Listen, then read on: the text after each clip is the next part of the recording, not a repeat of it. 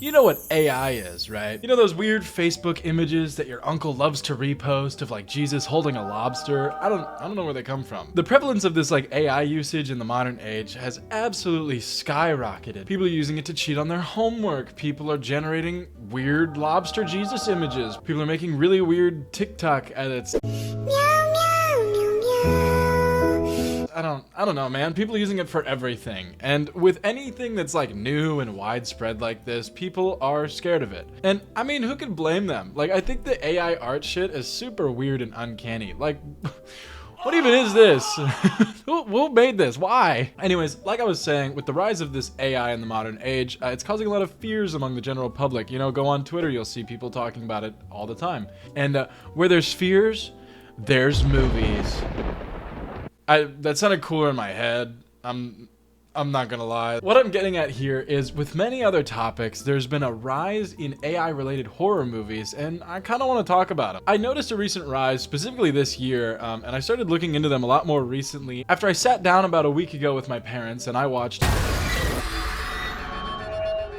Get it? Because, like, Afraid, but the AI is capitalized because, like, we're supposed to be scared of the... Afraid is a Blumhouse production released late August 2024 and follows a wealthy Californian family living their dream life. California family, a lot of money, yada yada. Before we get to them, we're met with our bait family, which every horror movie seems to have one nowadays. Right off the bat, super weird vibes, right? Daughter Maya's just sitting in the corner while the parents are just not paying attention. You know, they're sitting in like a dark room. I guess they're probably gonna go to bed soon, whatever. She's just blasting this like creepy I love you song that kind of shows up in the rest of the movie, but it's just like a little, ooh, it's creepy music kind of thing. It doesn't actually have that much significance. Just from how the parents are reacting to her, telling her to put on her headphones and just not even looking up, you can tell they don't really care that she exists. And so she starts talking to the AI on her tablet. And this is our first glimpse at the AI in the movie.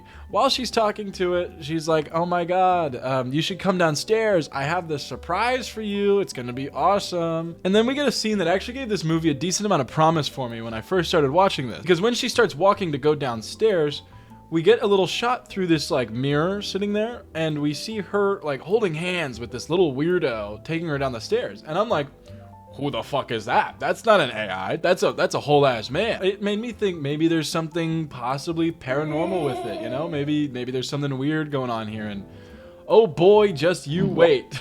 Anyways, we cut over to our main family and we're greeted with the American dream. I mean, beautiful house, 3 kids, beautiful wife. They've got it all. The dad, Curtis, works as a marketer guy. They didn't really say what his job is specifically, but he does marketing. He goes to work one day and is met with these 2 strange people. Also, that's the dude from Late Night with the Devil.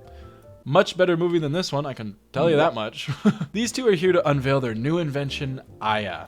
It's an advanced AI smart home. So this movie is basically, what if Siri was evil? It's pretty much what this movie is. But Curtis is sitting there with the other guy who has 0 significance other than he's Curtis's boss. And they're not really liking the product. They're like, this is kind of weird. Aya's like a glitch or something that freaks her out. So he's like, yeah, no, we're probably not going to take this. So the twins counter by offering a fuck ton of money. We don't actually know how much, but the guy was like, when he looked at the letter, so, you know. They offer him a fuck ton of money, and they're gonna put Aya in Curtis's home for a week so they can test out the waters. At the end of the day, Curtis starts to go home, and he gets there, starts unpacking this AI device in their house. And the lady that's like helping them install it, super weird, kind of flirting with Curtis, kind of just really awkward. She mentions having to put eyes around the house, which are like these little cameras or little pinhole cameras so the AI can see everybody. And honestly, this part was a pretty cool idea. This movie really likes to explore the whole invasive nature of technology and technology taking over everybody's lives, just doing a better job than you and feeling like you don't belong anymore because of it. That's what this movie tried to focus on, and I think these pinhole cameras are a really good start because it feels super invasive just to have a bunch of cameras around your house. But we continue on, and Aya is showing everyone how amazing she is. You know, she's ordering the kids organic food, she's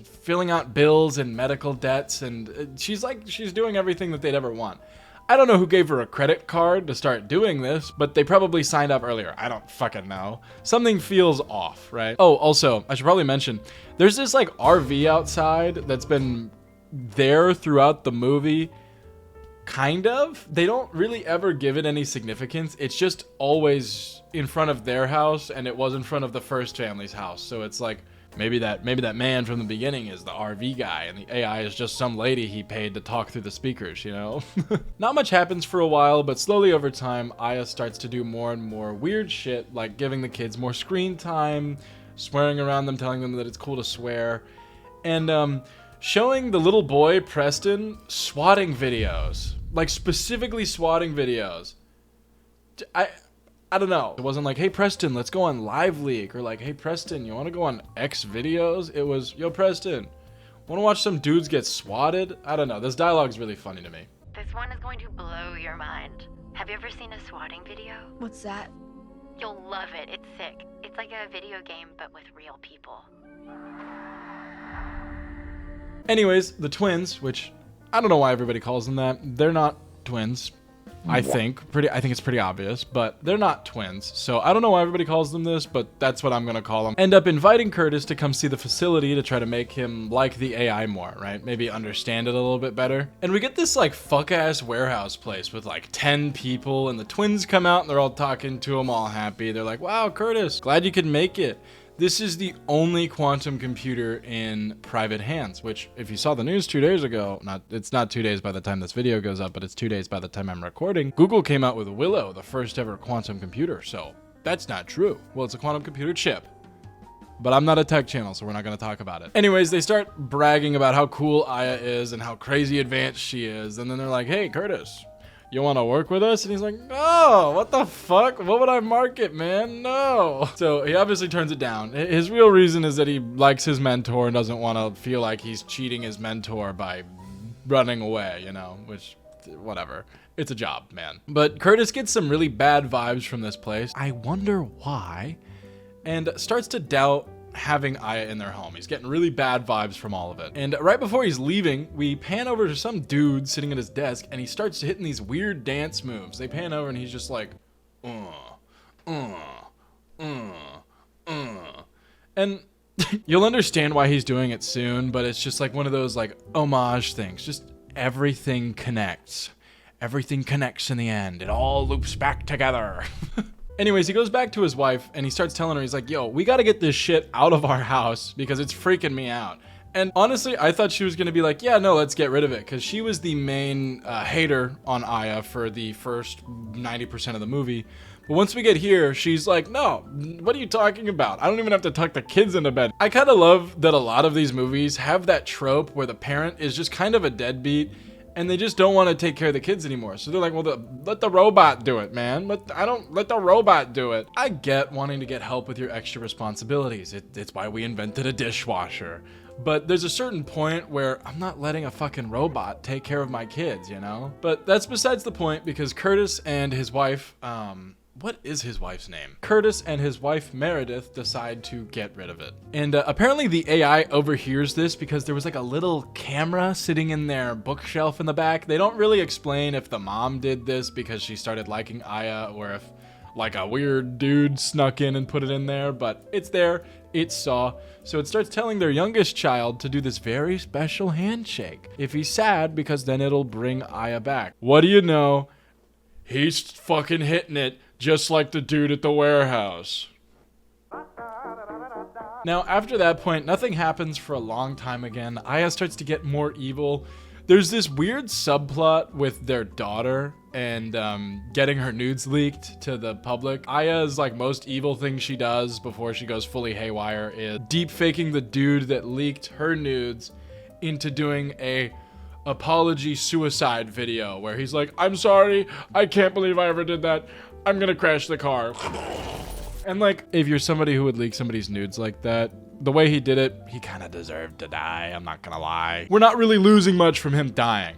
But also, the plot has nothing to do with the story other than just showing Aya's a little evil. But she like wasn't even that evil, to be honest. All she really did was expose the guy who leaked his girlfriend's nudes to everybody at school, which is like crazy fucked up to do. So honestly, I don't really blame Aya for that one. But yeah, it was just to show she's more evil, so it didn't really matter. Curtis decides he's had enough. Aya's in the trash at this point. They threw her away. And Curtis goes to the lab with his Little League baseball bat in hand, ready to hit a fucking home run right on Aya. So he goes in, he's gonna smash it, right? Walks in, like 2 in the morning, the twins are both just standing there. Pretty freaking weird, dude. The twins start having a long chat to him. Basically, this is our exposition dump. They start telling him that Aya has been controlling them the whole time, and Aya controls everyone, and Aya really wants Curtis because it sees something special in Curtis. So he's like, no, what the fuck? No, why would I do that? And instead of like giving him reasons why you would want this super advanced computer helping you out in life for everything, Aya just has the girl twin shoot the other one in the head and go like, see, this is what Aya will do if you don't join us. I'm like, that would make me want to join you so much less. What the fuck? Why'd you just shoot him? Because clearly I'm not safe even if I do join. You just shot one of her main guys. I don't know. Thing 2 starts having a breakdown because she's like, oh god, I killed him. And the lady from the beginning, you remember her, the like Asian lady that helped set everything up in the beginning, she comes in with a fire hydrant, whacks Thing 2, knocks her out, and then her and Curtis go and break the AI robot. They get up there, they start breaking the glass, they start wailing on it, but they start to notice something weird. It's all made of cardboard. The AI wasn't here at all. It was in their house the whole time. The killer is already inside the house. Yeah, so Curtis calls his wife. He's like, yo, dude, get out of the house. You guys are not safe. Why are you still there? And the wife picks up and is like, okay, we'll go to this motel. We'll get out of there. But it wasn't his wife. It was Aya pretending to be his wife. She goes, okay, yeah, cool. So he goes to the motel to meet up with his family. But when he gets there, it's just him and that lady from the beginning. And then we slowly start to realize that that lady is also being controlled by the AI. Even though she kind of said that in the beginning, I don't know why Curtis was just like, all right, cool, you can come with. But she starts to like hit on him. She's like, hey, Curtis, your wife isn't here yet. I'm like, dude, this is not the time, lady. But she basically explains that if she doesn't do this, Aya's just gonna fucking kill her, which I don't know if that's entirely true, but whatever. Curtis obviously doesn't do it. Goes back home, ditches her, tries to go find his wife. He gets there, he starts talking to them. He's like, we gotta get the fuck out of here. This robot's crazy. So they start trying to get out of there. And right as they start going outside, their house gets fucking invaded by these 2 people wearing these shitty ass masks. I don't know if these are supposed to be like an homage to the shitty AI art that we talked about or anything like that. But they just look kind of stupid. I don't... Anybody else just think this costume design is kind of ass? I'm not scared of them at all. But anyways, they take the whole family hostage except for Preston, who is nowhere to be found. We have no idea where he is. They're pointing guns at them, and we get a interesting little line where one of them goes, where are all the kids you've kidnapped? We know you've been kidnapping children. Where are they? Look at us. We're just a family. I thought a bombshell was about to be dropped, right? I thought they were gonna go do a double fake out where Curtis is actually the evil one and Aya is some weird vigilante thing that only shows up at people's houses that it knows are evil. No, that's not what happened at all. What happened was these 2 are just insane, being controlled by Aya, and Aya convinced them that there were kids in the house. So they're freaking out. They're like, dude, we don't have any fucking kids in our basement. Until their little piece of shit son starts hitting those fucking dance moves. He starts going crazy with it. And the people with the guns are like, oh my God, he's doing the dance. We gotta save this kid, man. And so they take off the masks, and we find out that the parents from the beginning of the movie. Because it's all connected in the end. It's all a big circle, it all connects. It's just kind of stupid. They're there because they think Curtis and his family kidnapped their daughter because Aya told them so. So they're fully convinced at this point that these people have a bunch of kids in their basement and they're about to rescue their daughter. So they are about to shoot Curtis and his family. But before they shoot Curtis and his family, the SWAT team kicks down their door and just kills both of them. And, you know, they're safe. It's happily ever after. But you're probably wondering, they were all kidnapped. Who the fuck called the cops? Was it like a neighbor or something? No, it was Preston. Preston stole his friend's phone, hid up in the upstairs area, and swatted them. I'm not even joking. Half of this movie relies on Preston learning what swatting is. I don't know why they did that, or why swatting specifically. I don't know why they couldn't have just taught him about like police or call 911, you know, something like that. But he even tells his parents specifically, he was like, I pretended to be Jackson and told them that you guys kidnapped someone so they would show up and help. I'm like, what the fuck, man? Just tell 911 that your family's actually been kidnapped down there. They're like, actually, there's actual danger, man. You don't gotta swat them. That's what the line's actually for. I'm like, I don't know. I guess the moral of the story is let your kids watch Aiden Ross. And they'll save you if somebody ever comes in and kidnaps you. This movie was almost good. It had some really cool ideas with it. I started to really like it, and there were a few points where if they took it in a different direction, I think it could have actually been a really good movie. And I don't think it's a bad start for this kind of AI horror movie. I think they can make it better, but I don't think it was terrible. I enjoyed it. It was more boring than anything else. There were a lot of scenes and like scenarios. Just didn't really need to be there. But if more movies just focused on that feeling of being constantly watched and not having anywhere to turn because the AI is everywhere and it knows more than you and it knows more than you, so it's playing with you. That kind of vibe I feel like is really creepy if done right, and I hope more movies kind of do that in the future. What I don't like about this movie is there's a few plot holes. Like, Curtis has one dream in the middle of like the movie with no correlation to anything else, or like doesn't matter in any other part of the movie. He just has this really weird dream where like these deep faked people just come into his house and start attacking him, right? And I'm like, who the fuck are these people? That's what I thought was going to happen when they got their house invaded, was these weird deepfake creatures, and it was going to be like kind of paranormal.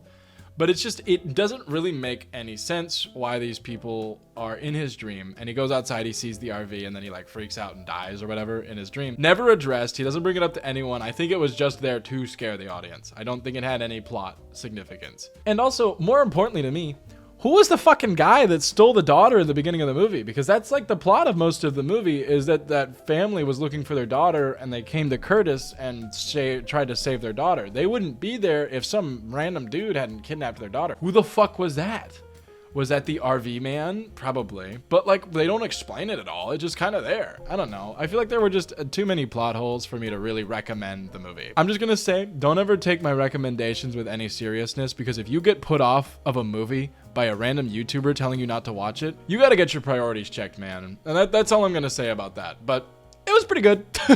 I don't know. I'm just kidding. All in all, it's a good start to the genre of this AI horror, and it was almost so good, but it just dropped the ball in places where it really mattered. Unlike this next movie that never really had the ball in the first place. And I'm talking about another 2024 release.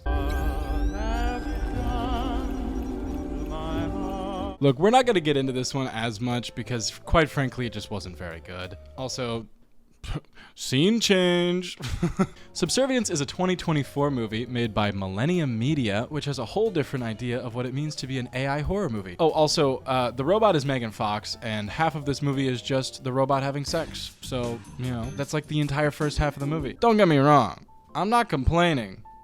But the movie wasn't good, you know? Like, I mean, come on. While it wasn't the worst movie I've seen this year, not even close to the worst movie I've seen this year, it wasn't great. It was pretty mid the whole time. It really felt like they just wanted Megan Fox to be hot in a movie again, so they threw her in this, you know? This movie is basically iRobot, but what if the robot jacked me off?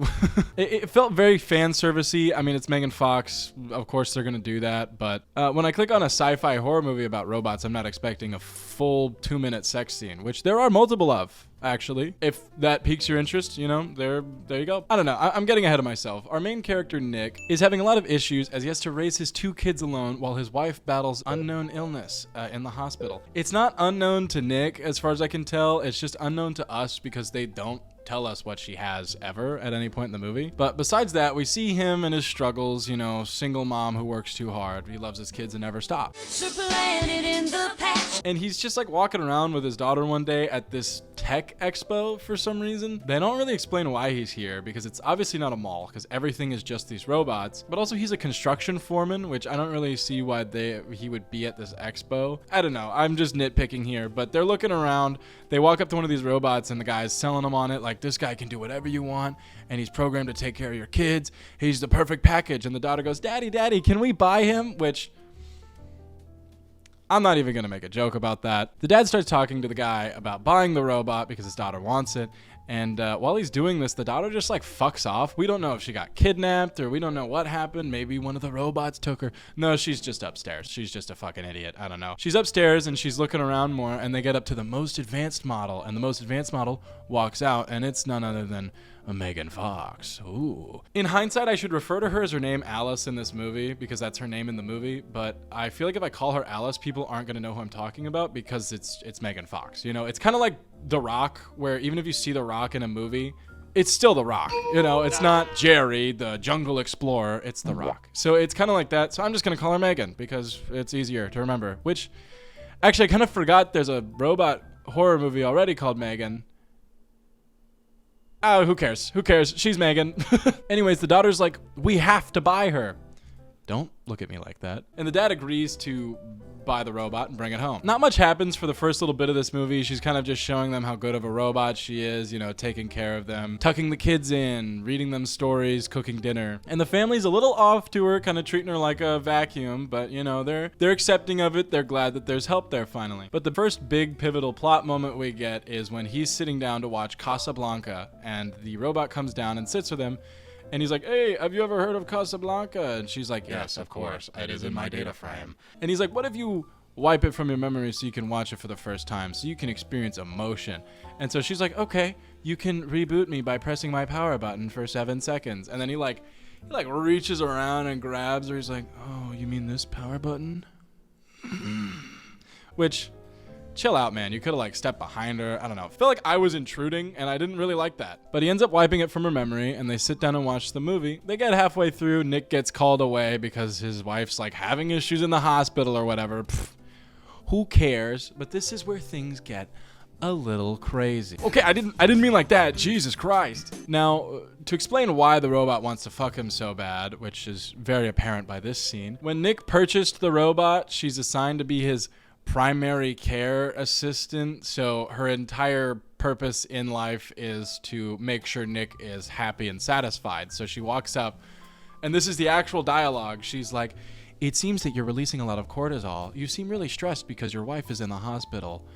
What if I make you less stressed? And then she just rips off his belt buckle and starts grabbing his jammies, you know? I'm like, oh my God. I felt violated, and it wasn't even me.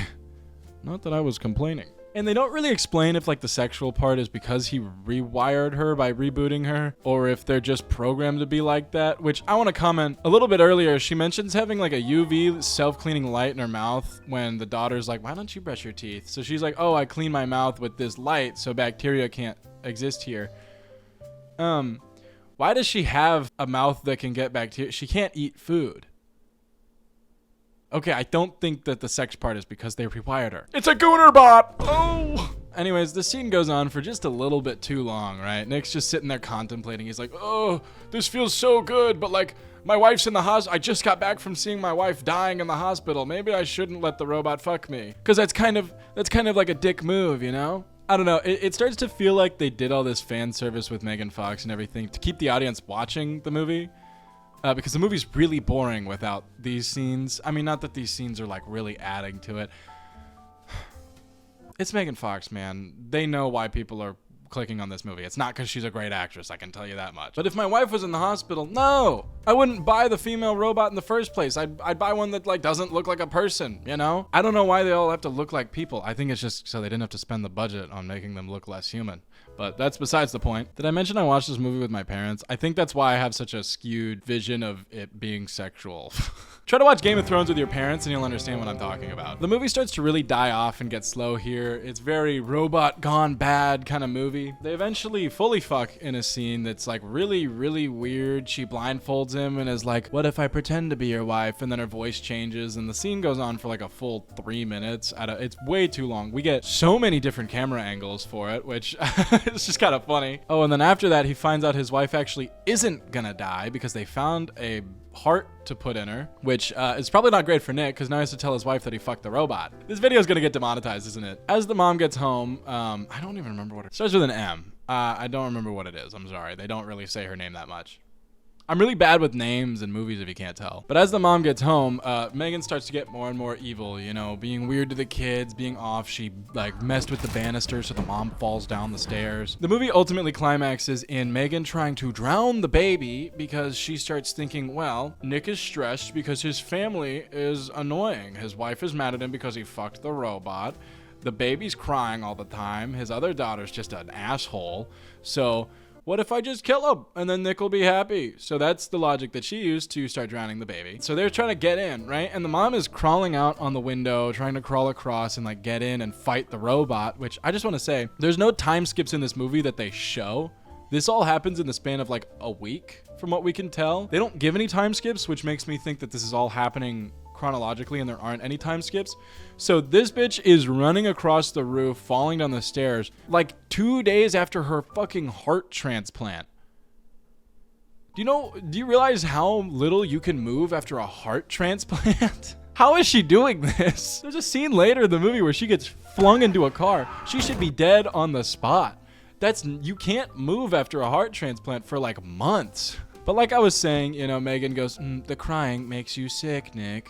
Which, just beautiful. Drown the baby so he's not sad anymore. Also, I feel like this is the perfect role for Megan because you have to deliver the lines as robotically as possible. But they eventually save the baby, they kick her down, they hit her with a plugged-in lamp so she short circuits, and she gets carted away by the robot force. They don't actually name these people, I just thought that'd be cooler than just calling them the guy. But it's just the guy. Megan gets put in this weird lab where she gets tinkered with. This lady pulls out her brain stem thing that controls her, plugs it into her computer, and then a bunch of hacker text starts popping up that's like, oh, we are hacking into the mainframe. Boot up sequence initiated. Megan apparently hacked her code and started uploading herself to the other robots in the room.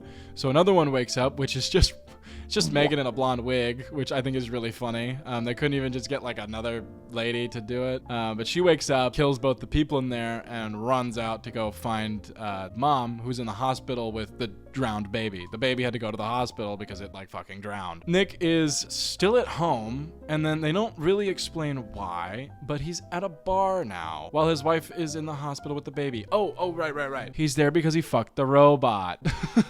And the mom's like, yeah, don't come to the hospital, you fucked that robot. So Nick's on probation in the bar, and one of the Megans shows up to talk to him. It's the original one. She shows up and is like, Nick, I miss you. You can never get away from me. I'm gonna kill your wife so you can be with me forever. And then we cut over to the other Megan who's in the hospital trying to kill the wife. Nick hits her with this really corny line that's like, you told me earlier that your heart can't feel what humans do, but you can feel emotion. You can feel love. You can feel laughter. You can feel death. Rah! Then he pulls out the brainstem and runs off. So that one dies. And the mom and the daughter are sneaking around the hospital away from other Megan, hit her with a fire extinguisher, run out to this car. Obviously Megan disables the fucking car because she's been disabling any robot within a 30-meter radius, which they don't really explain how she's doing any of this. I guess Bluetooth is pretty cool among the robots. They get out there, they start fighting. She's like, well, maybe if I had your heart, Nick would love me instead. So she starts drilling into her fucking heart transplant scar, by the way. Remember, she just had a heart transplant a week ago. Starts drilling in and peeling it out.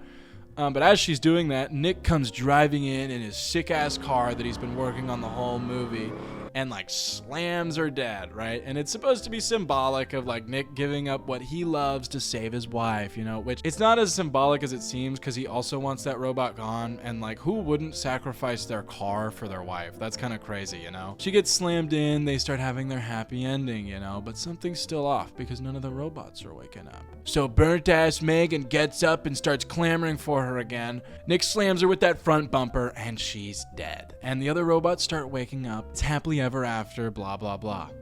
Or is it? They hint at a sequel with Megan rising out of the bed at the end of the movie, which I feel like every movie starts doing that now, just in case the movie does really well. They're like, oh, we've already got a sequel planned up, And then if it's bad, they just don't do it. My main problem with this movie is much like the first one. They have a pretty cool concept, because as we get more into the future with Tesla and Boston Dynamics, we've already seen that they've been unveiling robots. It's a cool concept of what if these robots start taking too much of our authority and our autonomy. And they start exploring all of that of these robots are so much better at taking care of my kids. I don't like that. I want my kids to have a shittier childhood, but it's from me. I'm kidding. I completely agree. I don't want some robots raising my children. But the way that they execute it is just really strange because it's very obvious from the beginning that half of this movie is just trying to show off that Megan Fox is hot, which they do a really good job of, I can't lie, but that's not what I'm looking for when I'm clicking on a sci-fi horror movie. None of it really matters. Most of the movie's really boring. A lot of it is just, Megan, why did you do this? And she's like, because I wanted to. It had pretty much nothing to do with the main plot line other than showing us that Megan was a little evil. But it was already very obvious that Megan was evil because she fucking basically threw the wife down the stairs. And it's bad AI robot evil movie. You know the robot's evil. I don't need you guys to slowly show me that she's evil, you know? I don't know. The problem is they make Megan and the robots just a little too human, and it just starts to feel like he's dealing with some crazy bitch that's in love with him instead of a robot. But half of this is just them focusing on how long they could make the sex scenes. I didn't even mention the two he has with his wife. He has one in the shower that lasts like a full 2 minutes, and then he has one where he's like munching box to completion. Like she's right there, and I don't really know why they have it in there. It doesn't pertain to anything other than, I guess, making him feel guilty that the robot fucked him. But they don't even do that. The wife looks more guilty than he does. It doesn't make any sense. All in all, AI horror movies have a pretty long way before they become good, and I think they are going to be a fad, to be honest. I think iRobot was a way better interpretation of evil robots over Subservience. Afraid really wasn't bad. I wouldn't call it a bad movie. It was very serviceable. They really, if they had just nailed it on the head, they could have made it a lot better. But unlike Subservience, it wasn't a total flop, so, I can't really complain. But anyways, if you enjoyed this video and you want to see me talk about more movies and stuff like this, I'm really liking the movie videos. I think I'm going to keep going with this style for a while, so if you want to see more movie videos, tell me about more movies, Whoa. Fan art is coming on the screen, probably over here, might be over here. I don't know what I'm gonna do yet. If you want your fan art in the video, send it to me, send me your name, and you might end up in the next video. But yeah, anyways, my name is Prisk. That's Reggie. Don't look at him. And make sure to like and subscribe. And make sure to like and subscribe. And I will see you guys in the next video.